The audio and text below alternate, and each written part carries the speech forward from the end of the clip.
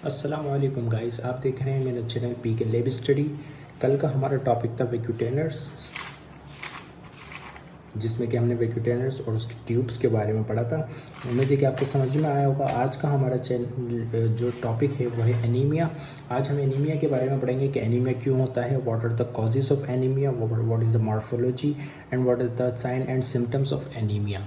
Anaemia असल में होता क्या है। अच्छा, सीबीसी जो मैंने आपको पढ़ाया था पहले, सीबीसी में मैंने कहा था कि आप जो है सीबीसी करवाएंगे तो आपको पता लग सकता है कि उसमें आपको एनीमिया है या नहीं है। अब सीबीसी में हम किस तरह देखते हैं वो हम उसकी मॉर्फोलॉजी में पढ़ेंगे कि भाई एनीमिया जो है वो सीबीसी में किस तरह से देखा जाता है। ठीक है, एनीमिया को हम दो तरह से लिख सकते हैं, ऐसे भी लिखते हैं और ऐसे भी लिखते हैं। ठीक है, एनीमिया होता क्या है। Anaemia is a condition in which you lack enough healthy red blood cells to carry adequate oxygen to your body tissue. यानी कि एनीमिया वो होता है जिसमें कि हमारी खून की मिकदार जो है वो कम हो जाती है। यानी कि जैसे हमारे जिस्म में 12 से 16 तक जो है वो नॉर्मल एक मर्द में होनी चाहिए। मर्द में इसलिए इस्तेमाल कर रहा हूँ कि लेडीज़ में अलग इसकी जो है वो वैल्यू है हेमोग्लोबिन की, और जो है जेंट्स में अलग वैल्यू है। ठीक है, तो मर्दों में क्या है 12 से 16, में भी 17-18। ठीक है, तो इससे अगर हमारा 12 से नीचे आता है तो हमें क्या हो जाएगा, एनीमिया कॉज हो जाएगा। तो यानी कि उन आरबीसीज की कमी जो कि हमारे बॉडी के टिश्यूज़ तक ऑक्सीजन को सप्लाई करते हैं, उनकी कमी को हम क्या कहते हैं, एनीमिया। अच्छा, एनीमिया होता क्यों है, what are the causes of anaemia. Anaemia की कॉज क्या है। The anaemia occur when your blood doesn't have enough red blood cell. Anaemia कब होता है, जब हमारे खून की मिकदार कम हो जाती है, हमारे खून में आरबीसीज जो कि रेड ब्लड सेल कहलाते हैं उनकी कमी हो जाती है, तो हमारे जिस्म में क्या हो जाता है, एनीमिया कहलाता है। ठीक है, व्हाट कैन हैपन इफ़, क्या हो अगर के your body doesn't make enough RBC. आपकी जब बॉडी जो है आरबीसीज बनाना छोड़ दे तो हमें एनीमिया कॉज हो सकता है। Blood loss due to any disease, किसी भी बीमारी की वजह से हमारे जिस्म से अगर ब्लड ज़ाया होता है तो हमें एनीमिया कॉज हो सकता है।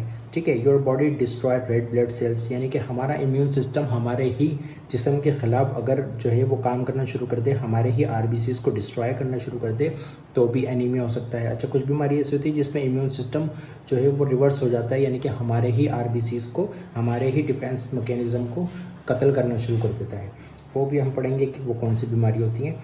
इन प्रेगनेंसी, अच्छा प्रेगनेंसी में भी जो है वो एनीमिया सबसे ज़्यादा कॉज होता है। ठीक है, जब प्रेगनेंसी होती है तो उसमें क्या होता है, एनीमिया कॉज हो जाता है। जैसे आयरन सप्लीमेंट्स वगैरह देने होते हैं लेडीज़ को, तो उसमें प्रेगनेंसी में एनीमिया बहुत ही ज़्यादा होता है, जिसका भी ख्याल करना चाहिए। सिकल सेल एनीमिया और थैलीसीमिया। अच्छा, सिकल सेल एनीमिया और थैलीसीमिया भी कुछ बीमारियां जिनमें के एनीमिया कॉज हो सकता है। अच्छा, सिकल सेल थैलीसीमिया में हम डिस्कस करेंगे बड़ी डिटेल से। अच्छा, the most common cause of anaemia is cause by storage of iron in your body.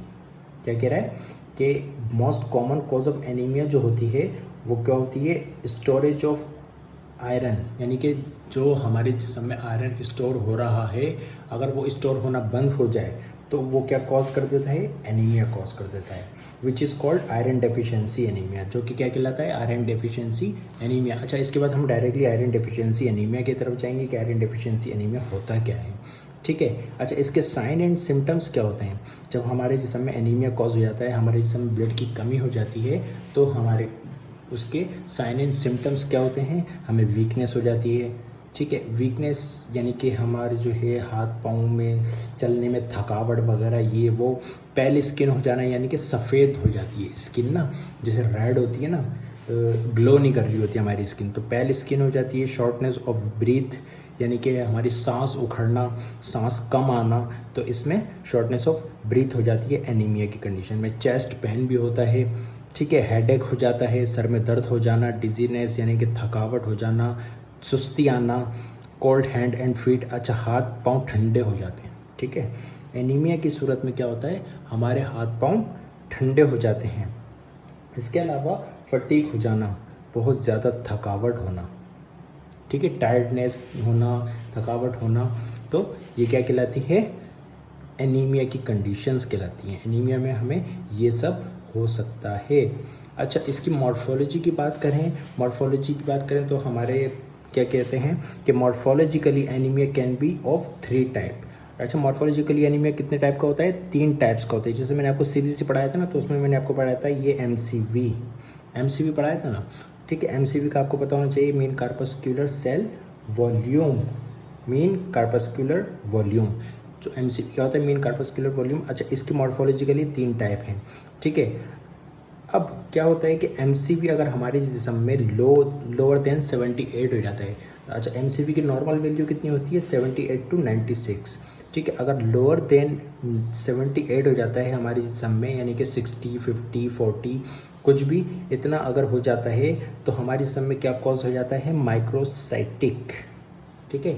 Microcytic क्या कहलाता है? वो माइक्रोसाइटिक एनीमिया कहलाता है, ठीक है। अगर सेल का साइज छोटा हो रहा है तो माइक्रोसाइटिक एनीमिया कहलाएगा, ठीक है। नॉर्मोसाइटिक कौन सा होगा? नॉर्मोसाइटिक कहते हैं कि हमारे जिस्म में कोई एनीमिया नहीं है, यानी कि नॉर्मल है, तो उसको हम क्या कहेंगे? नॉर्मोसाइटिक एनीमिया, ठीक है। अगर ब्लड भी कम है और हमारे सेल का साइज सही है, तो हम क्या करेंगे कि वो नॉर्मोसाइटिक एनीमिया हो गया, यानी कि हेमोग्लोबिन की कमी है लेकिन सेल का साइज सही है, ठीक है।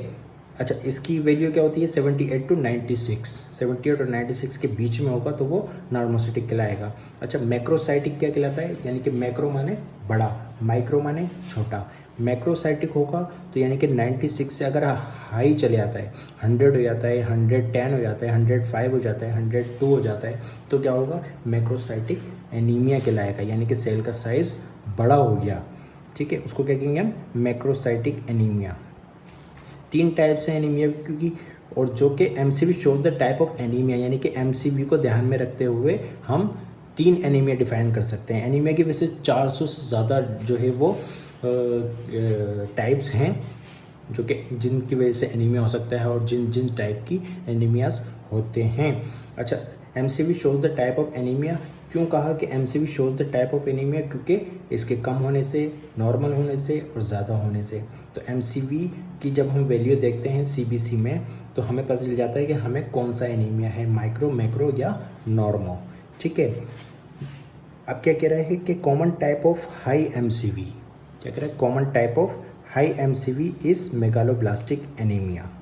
अच्छा, एमसीवी के बढ़ने से जो सबसे कॉमनली हमारे जिस्म में एनीमिया होता है उसको हम क्या कहते हैं? मेगालोब्लास्टिक एनीमिया, यानी कि उसमें हमारा मेगा क्यों लिखा हुआ है? मेगा इसलिए लिखा हुआ है क्योंकि मैक्रो हो रहा है, सेल का साइज बढ़ रहा है, तो इस वजह से मेगालोब्लास्टिक एनीमिया हो जाता है, which is cause by deficiency of vitamin B12, जो कि मेगालोब्लास्टिक एनीमिया हमारे जिस्म में क्यों होता है? मेगालोब्लास्टिक एनीमिया हमारे जिस्म में विटामिन B12 की कमी की वजह से होता है, deficiency of vitamin B12 and folate, और फोलेट की डेफिशिएंसी से, जो कि फोलेट जो है, फोलेट को हम विटामिन B9 भी कहते हैं और जो है फोलेसिन भी कहते हैं, ठीक है। Folate which is also known as vitamin B9, वही बात के विटामिन B9 भी हम इसको कहते हैं और फोलेसिन भी कहते हैं, ठीक है। इसकी कमी से हमारे जिस्म में क्या हो जाता है? मेगालोब्लास्टिक एनीमिया, जो कि बहुत ही ज़्यादा होता है लोगों में। अच्छा, मेगालोब्लास्टिक एनीमिया जब हम पढ़ेंगे तो हम देखेंगे कि मेगालोब्लास्टिक एनीमिया क्यों होता है और इसकी क्या कॉज होती हैं, जो हमारे समय मेगालोब्लास्टिक एनीमिया, जो एमसीवी बढ़ने की वजह क्या होती है, कम होने की वजह क्या होती है। अच्छा, कम होगा तो ऑटोमेटिकली क्या होगा हमारे समय? Iron deficiency anaemia.